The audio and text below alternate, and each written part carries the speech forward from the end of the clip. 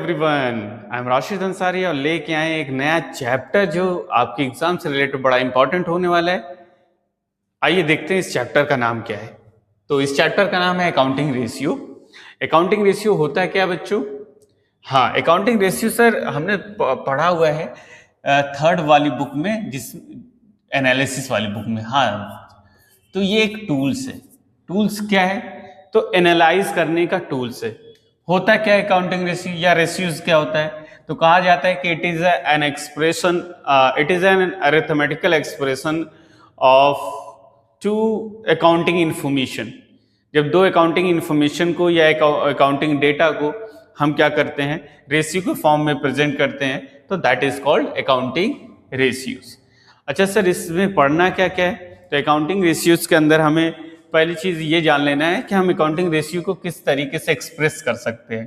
तो एक्सप्रेशन की बात अगर हम करें तो अकाउंटिंग रेशियो के अंदर अलग अलग तरीके से हम चीज़ों को एक्सप्रेस करेंगे। वो 4 चीज़ें आपके बुक्स के अंदर दिए गई है।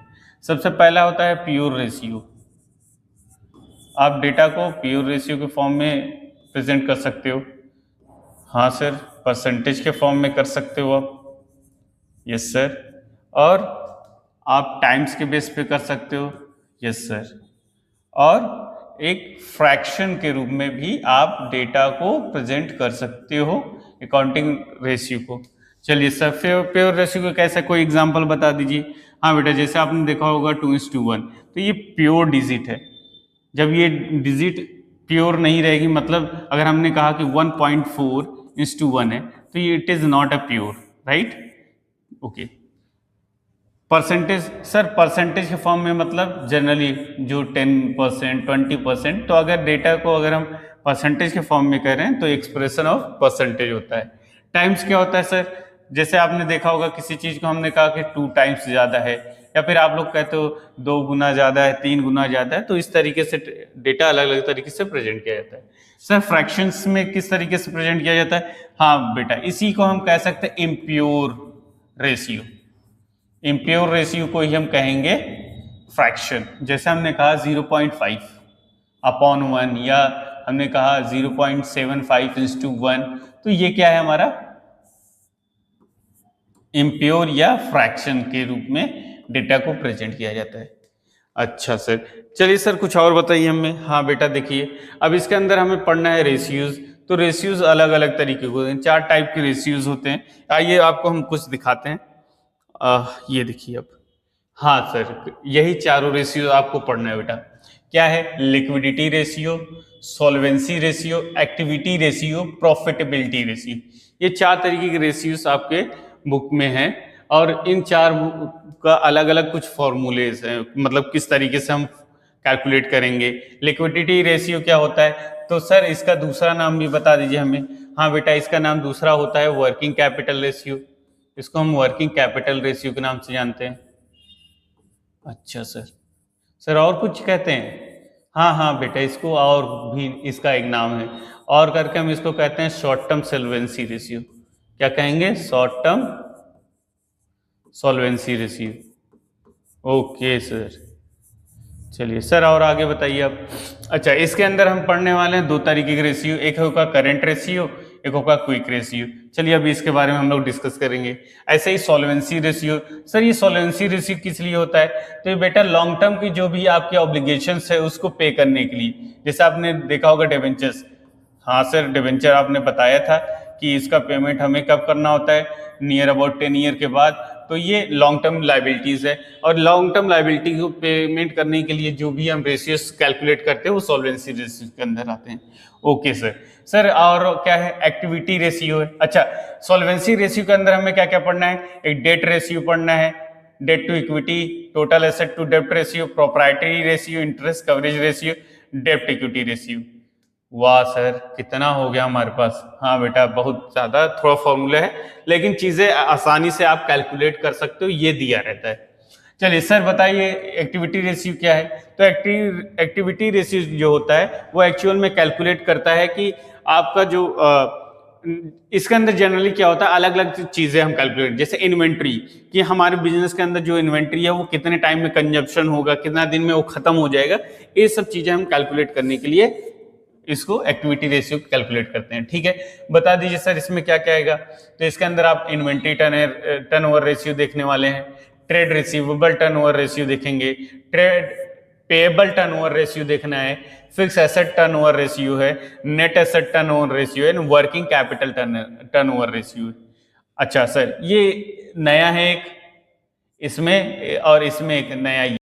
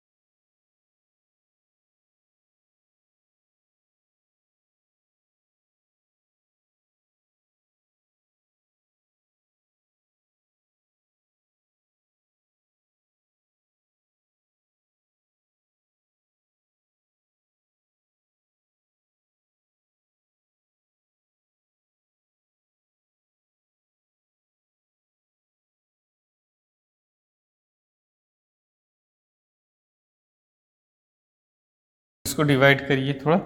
हाँ, तो ये लगभग आ जाएगा आपका 3.2:1 आ जाएगा। ठीक है, तो इस तरीके से इसको कैलकुलेट कर लेंगे। फिर दूसरा आपको कह रहा है कि क्विक रेशियो कैलकुलेट करना है। क्विक रेशियो का क्या फार्मूला था? तो क्विक रेशियो का सर हमने फार्मूला पढ़ा है, क्विक रेशियो इक्वल टू होता है क्विक एसेट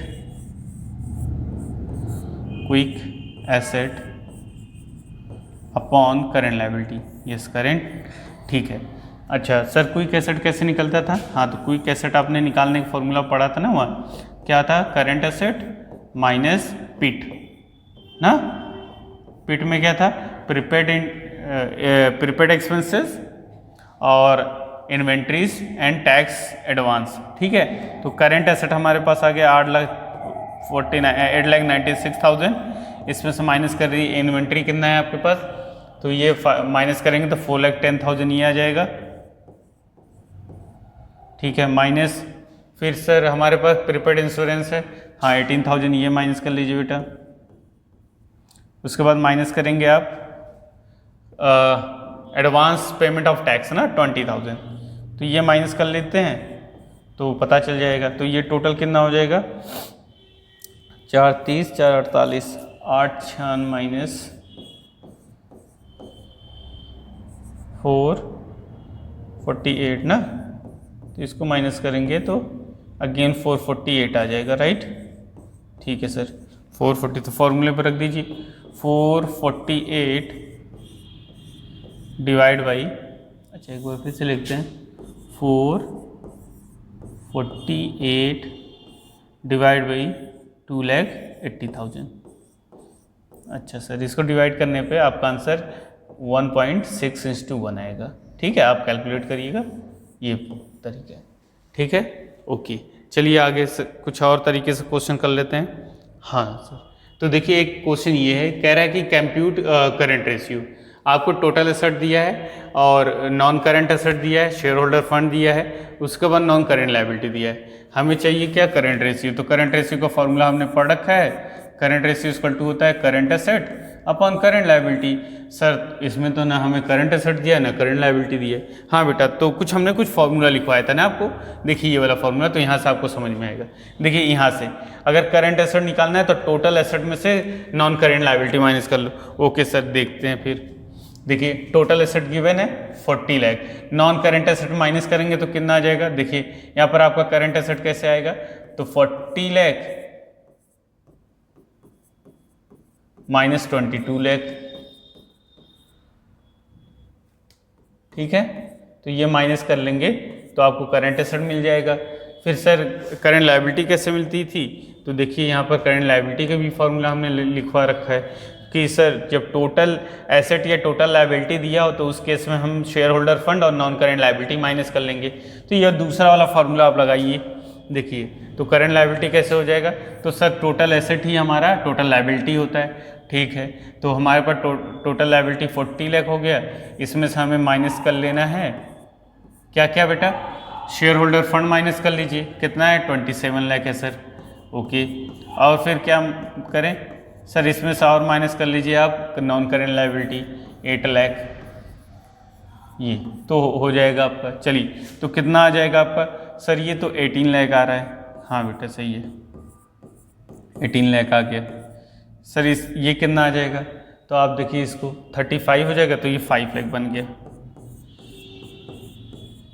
सर कितना आ जाएगा? 5 यहाँ से 5 यहाँ से कैंसिल करिए, 5 3 जा 15, फिर 3 बचा, फिर 3:1 हो जाएगा ना? नहीं, गड़बड़ हो जाएगा, सॉरी।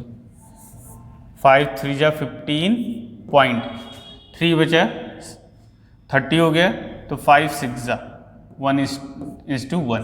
तो ये दूसरा तरीका होता है बेटा। बस फॉर्मूला आपको याद रहेगा, क्वेश्चन में कुछ नहीं है, आसानी से आप कर सकते हो। चलिए नेक्स्ट क्वेश्चन देखिए आप। Sir calculate current ratio from the following. Okay बेटा, तो आपको देखिए वर्किंग कैपिटल का फॉर्मूला ऑलरेडी हमने बता रखा है। वर्किंग कैपिटल इक्वल टू होता है sir current asset minus current liability. हाँ करेक्ट, तो हमें वर्किंग कैपिटल सिर्फ दिया है। हाँ तो वर्किंग कैपिटल आप लिख लीजिए यहाँ पर। ओके सर, 1,92,000 लिख लिया। सर हमें क्वेश्चन में तो लॉन्ग टर्म डेट दिया है और टोटल डेट दिया है। हाँ तो बेटा देखिए इसका भी एक फॉर्मूला हमने सिखा रखा है कि आपको आसानी से चीज़ें आ जाए। देखिए कहाँ सिखाया था कि अगर टोटल डेट दिया, टोटल डेट वाला फॉर्मूला हमने कहाँ सिखाया था? हाँ तो अच्छा यहाँ पर नहीं बताया है, कोई दिक्कत नहीं। अच्छा यहाँ दिए देखो, करंट लायबिलिटी निकालने के लिए टोटल डेट में से अगर नॉन करंट लायबिलिटी माइनस कर ले तो हमें करंट लायबिलिटी मिल जाएगी। हाँ सर चलिए बता दीजिए जल्दी से। ठीक है तो देखिए ये है टोटल डेट और ये हमारा लॉन्ग टर्म डेट, तो हमारा करंट लायबिलिटी निकल आएगी। तो करंट लायबिलिटी इक्वल टू हो जाएगा टोटल डेट 2 लाख हो जाएगा, इसमें से हम माइनस कर लेंगे सर लॉन्ग टर्म डेट। ठीक है बेटा ये माइनस कर लो आप, तो आपको मिल गया 1,20,000। Yes sir okay. तो यहाँ पर वैल्यू पुट करने, करंट एसेट है नहीं, करंट लायबिलिटी हमें 120 मिल गया, बस वैल्यू से रख दे हमें करंट एसेट मिल जाएगा। तो सर क्या करें, करंट एसेट को इधर ले आइए, अब इसको उधर ले जाइए। तो 192 प्लस 120 कितना हो जाएगा बेटा? तो करंट एसेट सर 1 2 3 0 फिर 2 1 3,12,000 करंट एसेट मिल गया और करंट लायबिलिटी ऑलरेडी गिवन है। हाँ सर करंट लायबिलिटी अब करंट रेशियो अब तो निकल आएगा।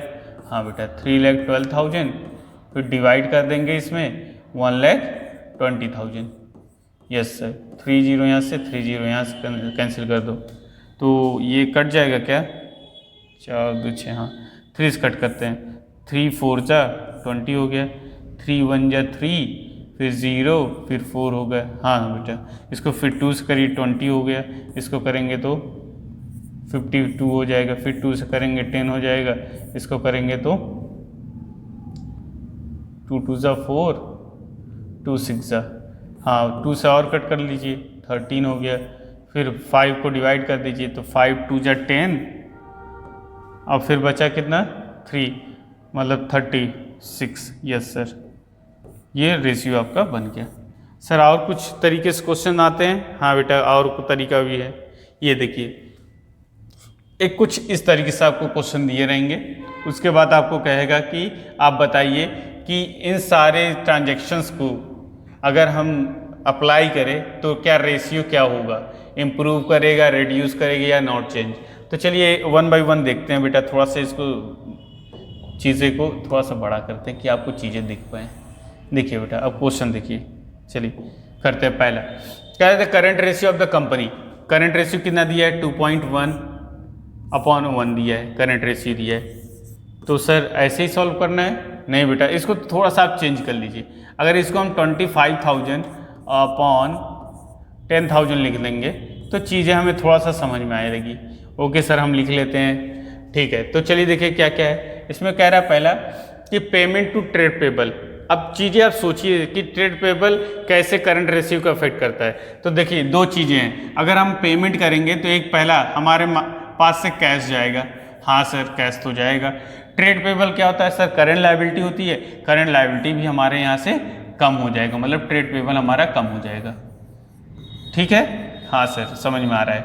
अच्छा बेटा कैश कहाँ जा रहा है, कैश कहाँ लिखते थे सर? हम तो लिखते थे कैश एंड कैश इक्विवेलेंट और वो करंट एसेट का पार्ट है। हाँ बेटा ये करेक्ट।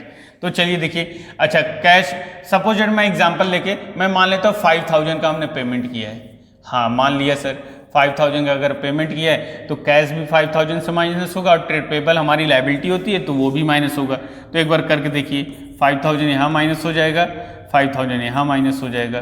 तो अब आपके पास बचा क्या सर, यहाँ तो 20,000 हो गया और यहाँ पे हमारा 10,000 हो गया। तो बेटा अब रेशियो क्या है अब बता दो तुम। सर ये तो 2:1 हो गया, पहले कितना था बेटा सर 2.1 था, अभी तो 2 हो गया। तो क्या हो रहा है बेटा सर, रेड्यूस हो रहा है। यस, तो पहला आंसर हमारा क्या हो जाएगा, रेड्यूस हो जाएगा। बात क्लियर हो गई बेटा? Yes sir. चलिए दूसरा जल्दी से बता दीजिए। चलिए देखिए दूसरा वाला अगेन वही करते हैं, 25,000 है ओके सर, फिर 10,000 हमने करंट एसेट दे दिया, करंट लायबिलिटी। ठीक है सर। कह रहा है सेल मशीनरी अगेंस्ट चेक। अब देखिए अगेन दो चीजें हो रहा है, सेल करेंगे तो कैश आएगा प्लस हो जाएगा, यस सर। फिर मशीनरी है हमारे पास से जा रही, मशीनरी क्या होगा माइनस हो जाएगा। हाँ सर ये सही कह रहे हैं आप। चलिए तो इसको अप्लाई कर लेते हैं। तो सर पहला पॉइंट कैश कैश हमारा करंट एसेट में आता है तो ऐड कर लेते हैं। मान लीजिए 10,000 का है, हाँ बेटा 10,000 का मान लेते हैं, तो मशीनरी भी तो 10,000 का गया होगा। हाँ सर, चलिए तो क्या करें, प्लस कर लीजिए सर, क्योंकि कैश आ रहा है तो कितना प्लस करना है, 10,000। चलिए 10,000।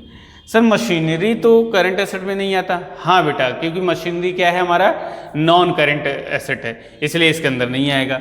अच्छा सर, करंट लायबिलिटी में कुछ नहीं हुआ, नहीं बेटा, तो अब क्या रेशियो बन जाएगा, तो देख लेते हैं। देखिए 35,000 हो गया और ये 10,000 ही रह गया, तो अब रेशियो क्या बन गया, 3 यहाँ से 3 यहाँ से, और ये पॉइंट हो गया, तो अब रेशियो क्या बन गया, 3.5/1। सर अब क्या हुआ, हाँ तो बेटा देखिए 2.5 था और 3.5 हो गया, क्या होगा बेटा, सर इम्प्रूव हो रहा है, यस करेक्ट, दूसरा चीज ये हो गया। चलिए तीसरा पॉइंट देख लेते हैं बेटा। हाँ सर बता दीजिए जल्दी से, तो अगेन वही ले लेते हैं। चलिए 25,000 हमारा करंट एसेट है और 10,000 हमारा करंट लायबिलिटी है। हाँ सर, चलिए sale of inventory at a loss, क्या है, सेल ऑफ इन्वेंट्री।